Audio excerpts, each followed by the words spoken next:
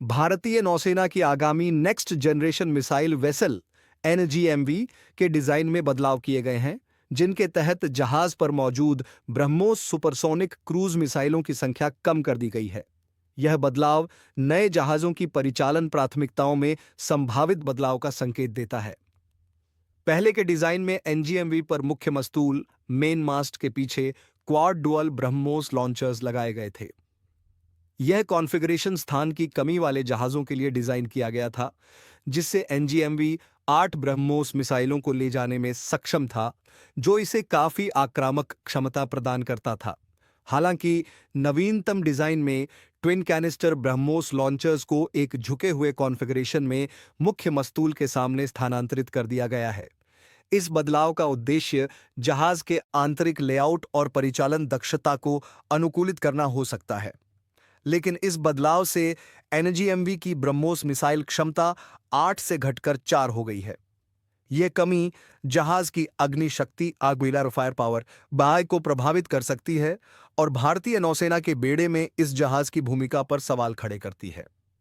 जहां शुरुआती डिजाइन में आक्रामक क्षमताओं पर जोर दिया गया था, वहीं बदले हुए डिजाइन में निम्नलिखित प्राथमिकताओं को महत्व दिया गया हो सकता है। 1. उन्नत सेंसर और सिस्टम्स। खाली हुए स्थान और वजन का उपयोग। उन्नत सेंसर, इलेक्ट्रॉनिक युद्ध प्रणाली या बेहतर कमांड और कंट्रोल क्षमताओं के लिए किया जा सकता है, जो जहाज की स्थिति जागरूकता, सिचुएशनल अवेयरनेस और युद्ध क्षमता को बढ़ा सकता है। 2. सर्वाइवेबिलिटी में सुधार।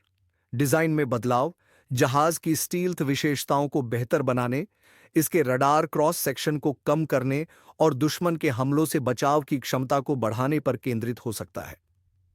3. मल्टीमिशन वर्सेटिलिटी। एनजीएमवी को केवल एंटी सरफेस वॉरफेयर, सतह पर युद्ध के बजाय अन्य मिशनों के लिए डिजाइन किया जा सकता है, जैसे एंटी सबमरीन वॉरफेयर, समुद्री हस्तक्षेप या विशेष अभियानों का समर्थन। हालांकि ब्रह्मोस मिसाइलों की संख्या में कमी से जहाज की आक्रामक शक्ति कम होती हुई लग सकती है, यह समझना महत्वपूर्ण है कि नौसैनिक युद्ध का स्वरूप बदल रहा है। आधुनिक युद्धपोत मिशन की सफलता के लिए फायर पावर, सर्वाइवेबिलिटी और बहुमुखी प्रतिभा वर्सेटिलिटी का संयोजन अपनाते हैं। एनजीएमवी का बदला हुआ डिजाइन भारतीय नौसेना की इन बदलती परिस्थितियों के साथ तालमेल का संकेत हो सकता है, जिसमें एक अधिक संतुलित और अनुकूल प्लेटफॉर्म को प्राथमिकता दी जा रही है। इसका उद्देश्य एक जटिल और विकसित समुद्री वातावरण में अधिक मिशन उन्मुख और बहुमुखी जहाज तैयार करना हो सकता है। अंततः एनजीएमवी की प्रभावशीलता उसके समग्र क्षमताओं और भारतीय नौसेना की व्यापक समुद्री रणनीति में इसके एकीकरण पर निर्भर करेगी। इस एपिसोड को देखने के लिए धन्यवाद। अगर आपको हमारा कंटेंट पसंद आया तो लाइक बटन दबाना न भूलें। हमारे चैनल को सब्सक्राइब करें और नोटिफिकेशन बेल को ऑन करें, ताकि आपको दक्षिण एशिया की डिफेंस और सिक्योरिटी से जुड़ी हर खबर सबसे पहले मिले।